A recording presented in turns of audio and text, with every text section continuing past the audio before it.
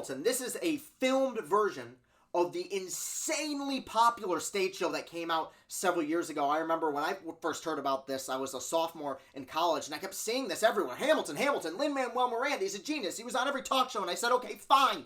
I'll listen to this soundtrack. And I listened to it, and I fell in love with it. And by the time I got to the very end, I was sitting in my college dorm room weeping over Alexander Hamilton. And I feel like that story is kind of a perfect microcosm of what this play has meant to a lot of people. This thing has been a crazy phenomenon. And now, thanks to Disney Plus, a filmed version of the stage play has been released to the public, featuring the original cast in all their glory. I have now seen it, and I can tell you it is wonderful. This is my favorite film of the year so far. I knew I would love it. I expected to love it, and I do. I think this is so wonderful, and I can't wait to tell you all about it. I'll start off with the most obvious of praise. This soundtrack is incredible. Like, if I was doing a Mount Rushmore of best albums, period, not musicals, I'm talking best albums of any genre, this would be on that Mount Rushmore. This music is just amazing. The way they mix genres, going from pop to rap to hip-hop to R&B, and yet it all gels so perfectly. You have power ballads, you have Broadway ballads, and it is really remarkable to listen to. There is a reason why Lin-Manuel Miranda and Daveed Diggs and Leslie Odom Jr. are like on the fast track to become pretty big movie stars. It's because they are unbelievable performers, all of them.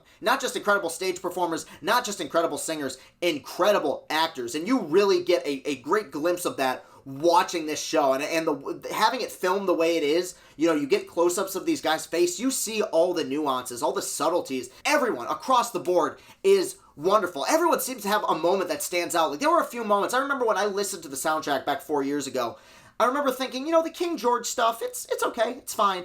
I watched it here. Whoever this guy is, was Jonathan Groff, I think his name is, Jonathan Groff, steals every scene he's in. Like, just unbelievably amazing. The staging, the choreography, the lighting, like, it is flawless. There is a reason this thing won every Tony Award in existence, because on a technical level, this is like a masterpiece of a stage show. It really is remarkable to watch. And again, the music is so good. I am the one thing in life I can control.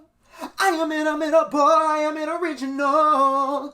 I'm not falling behind or running late. It's all so good. And one thing I gotta say too, I think sometimes musicals sacrifice their story just for the sake of having a good soundtrack. You don't have that here. This story is unbelievable. Like, it is a period of history that I find interesting. I find the American Revolution pretty fascinating. I had a great history teacher my first 2 years of high school that taught us all about this stuff, and I absorbed it fairly well, which for me is very rare.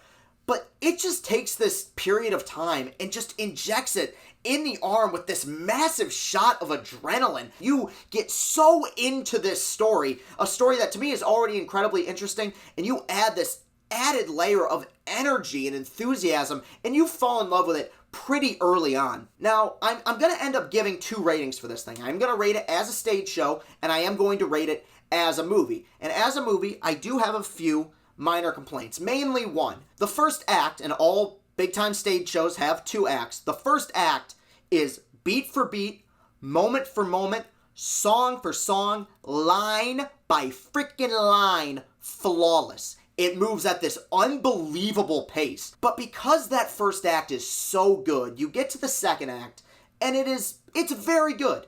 And it's creative, and the performances are all wonderful, but it doesn't quite have that frenetic pace that the first act moved at. And there are moments where I'm like, you know what? They probably could have cut that song out. They probably could have cut this storyline out, or maybe just cut this in half a little bit. I feel like overall, if you take 10 to 15 minutes out of this, it would have been like a flawless, oh my god, 10 out of 10. This is one of the best movies I've seen in the last couple years. I was wondering if I was going to criticize this for not having the grand scope that a full-length feature film would have had.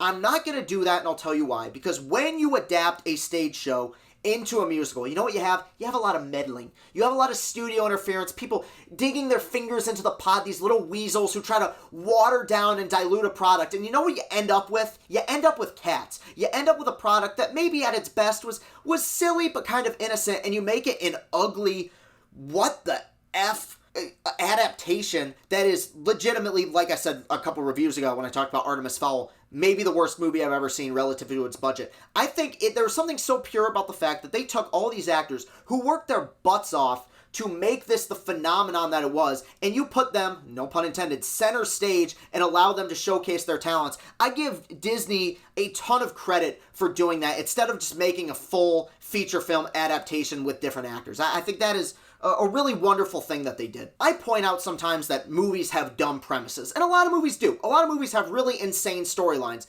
but one point maybe I haven't driven home hard enough is the fact that any story can be done well if you have great writing behind it. And that is what they have here, because this premise is insane. This was a guy who wanted to make a hip-hop musical about the life of Alexander Hamilton, starring almost exclusively minority actors. That is an insane premise. And yet, when you put it in the hands of a genius, which is what Lin-Manuel Miranda is, this man is a genius, you make something that is truly special. And like I brought up, this thing is filled with minority actors. And yet, in this age that is pushing diversity on us, which I'm going to say I have no problem with. I think that is fine. White people have dominated stage and screen forever. I think it is fine that we are trying to open the world up to more diversity, especially in film and on stage. I think that's great. But very often, films have a tendency to pat themselves on the back and praise themselves for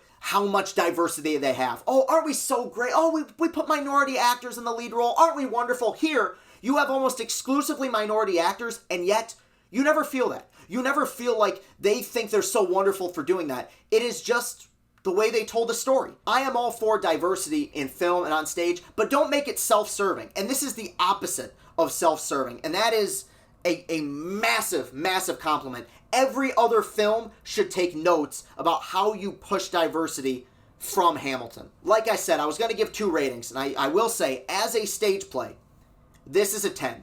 There is a strong argument that could be made, I think I'm pretty well versed on this topic, that this is the greatest stage musical of all time. Like, it does for musicals what The Dark Knight did for the comic book genre, where it is a musical made for people who might not like musicals. If you watch this, even if you are the snobbiest of critics, even if you hate musicals, I guarantee you will end up downloading at least 3 of these songs to your iPod. It's just that wonderful. But because it does drag a little bit in that second act, even though it does, and I forgot to say this, even though it does really win you over in the very tail end with some just heartbreaking, emotional moments, because it does drag a little bit, and the second act isn't quite as strong as the first, I'm going to give it a 9 out of 10, but that is a massive recommendation, and I implore everyone out there, stop what you're doing this weekend, take 2.5 hours of your time to watch this. It is not only incredible, it's downright important, and I would say inspirational. I am blown away by what they were able to do with this show and with this film. I think it is wonderful, and it is my favorite piece of art